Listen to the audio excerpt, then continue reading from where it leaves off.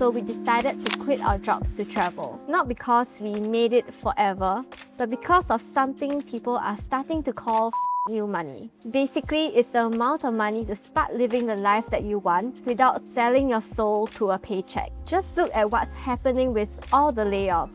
Job security is an illusion. For us, that you money gave us the confidence to walk away from jobs that no longer served us, not because we hated them, but because we wanted to live a life that we love years earlier than we were supposed to. We didn't trade crypto, we didn't win the lottery, we certainly didn't follow the typical Singaporean script. So in this video, I'm breaking down exactly how we did it from 16 to 26, step by step. This isn't one of those buy index funds and wait 40 years to get rich kind of videos.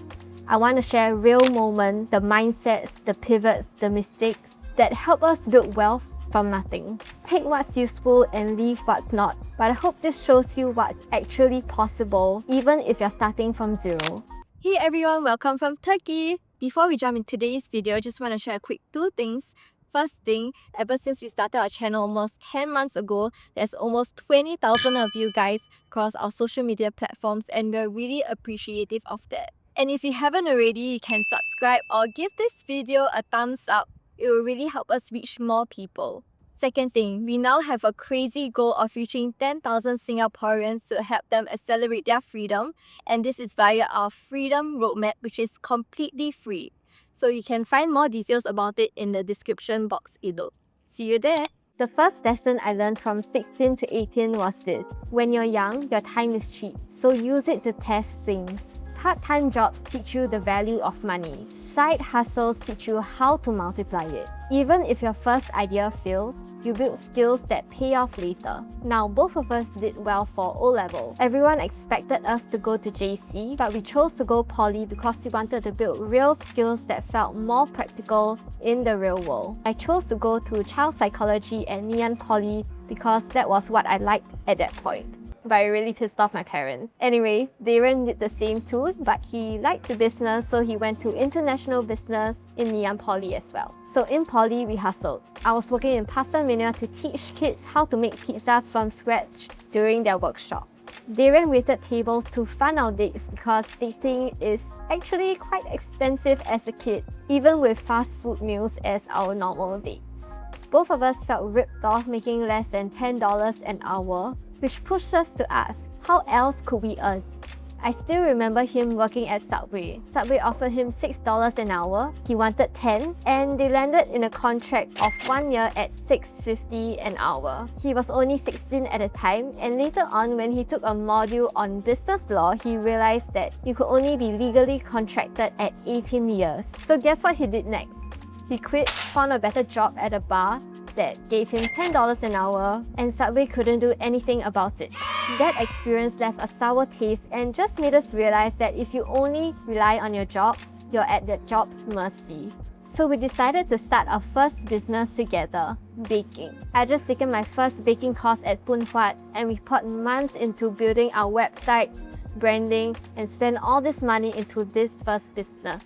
The first idea flopped. We did close to 0 sales apart from support from family and friends, and we quickly pivoted to custom cakes, and that did much better. In your late teens and early 20s, focus on low-risk experiments. Use your student status. Your costs are low, your responsibilities are low, but your energy is high. Every hustle gives you leverage later. Plus, you'll figure out if you even enjoy doing business. After poly, we pivoted from doing custom cakes to holding baking workshops. We figured if we spend the same amount of time, let's say 3 hours, to bake a $80 cake, we could be better off using that same time teaching 8 people learning how to bake the same cake, and guess what? Our profits would times 8 by essentially doing the same thing. So we started off renting baking spaces with restaurant owners and learning how to negotiate with them. We also learned how to market and distribute. So for 3 whole years, we ran workshops from 19 to 21. I was the one working on the business most of the time, while Darren unfortunately was in army and could only help out during the weekends. This was also the time that I was studying full-time in NUS. This was truly our golden years because we really felt what it was like to run our own business and make real change, and this was what really lit the fire in us to always want to run and build our own thing. Okay, so now we're about 22 to 23 years old. You'll probably be around midway through your university. At this point, don't just think about your jobs, think about the skills and networks you're making. Start internships early, even if they're paying peanuts. The compounding effect on your starting salary is huge. And when you see a good opportunity, don't be afraid to take a calculated risk, even if you feel unqualified. Let me explain what I mean. During this period, I was in my last year of university and Darren was in his first. We have been dating for about 6 to 7 years at this point. Unfortunately, during this time, COVID hit and our business took a hit because the distribution channels and the marketing channels weren't doing too well either. So everyone was really affected by that. So when we decided to close down the business, it was heartbreaking, but we pivoted again. This time when I was in one of the lectures, the lecturer put out an offer of an internship at SPH in UX design. Now, I was really interested in this field at that time, but it wasn't really a common thing or a hot topic to talk about. I took it up. Even though the pay was low, I just wanted to learn about it. Months later, the field really blew up. I moved into GovTech and the pay doubled, then tripled, even as an intern. Darren did the same. He first started in a really small startup in Hong Kong, moved to Shopee, and then moved to GovTech as an intern. When you start your internships early, your pay is naturally higher by the time you graduate because you have experience, you have skills, and you have the network. So at this point, we had just enough saved up for our down payment for our very first home. Scary at that time, but it turned out to be one of the best moves we made because it appreciates by 10% year on year.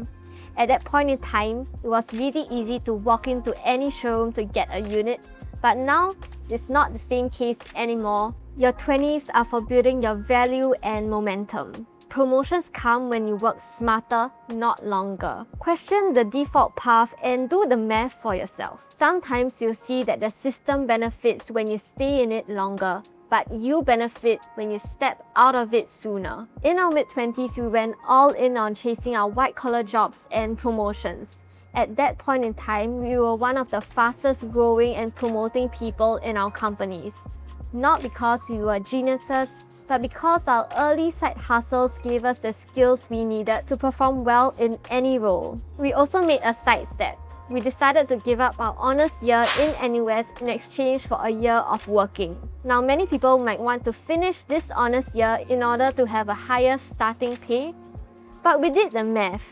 For 1 year's worth of working, we will have earned an extra 100k more per person, which adds up to 200k. In our case, finishing up our honors year didn't really make sense for us. And you can see why if you think economically, you always win the system. By 26, we built enough runway to quit our jobs and travel. Now, we always looked up to Western travelers and we wanted to find similar Singaporeans that charted this path for us, but couldn't find anyone who did it yet. Other than Jean Voronkova, which to us was a huge source of inspiration, and we were really excited when she first commented on one of our YouTube videos. And so if you're wanting to do the same or you're beginning to start to chart your own path to live life on your own terms, don't let naysayers get to you. Have a plan, stick to it, and you'll see their results. This brings us to where we are now. We're almost at our 1 year mark of full-time traveling. It's been a crazy ride because although on paper we are technically millionaires with our net worth, we don't feel differently otherwise. Because in reality, our passive income is only able to cover basic costs like our mortgage, insurance, and a bit of food here and there. We budget a lot, think about new ways to grow wealth, and plan a lot too. I mean, you can see it from all our videos, it's a never-ending grind. But we love it. We think finances is just a starting point to start living life on your own terms. Now, I want to talk to you about the harder part, risk-taking. And it's like a muscle that you have to train over and over again. For us, it started small, like choosing poly over JC, even though everyone expected otherwise. Then we tried addictive bakes, even though we had no clue how to run a proper business.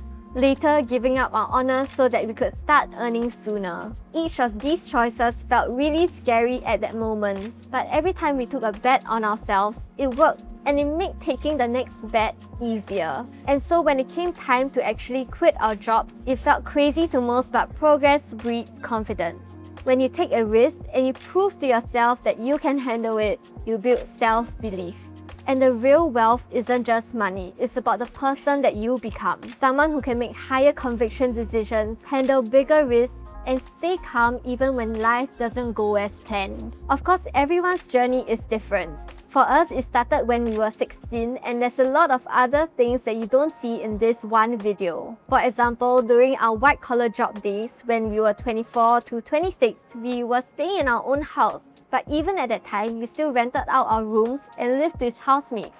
Not because we didn't have enough money, it's because we had a goal. When you define your own goal and you know what you're working toward, life feels simpler and happier because it's not about comparing yourself to what someone else has, but rather what you want. Which is interesting because a lot of people go about their lives without thinking of this. And here's something else that shaped our mindset. Your environment is everything. You're the average of the 5 people you spend the most time with.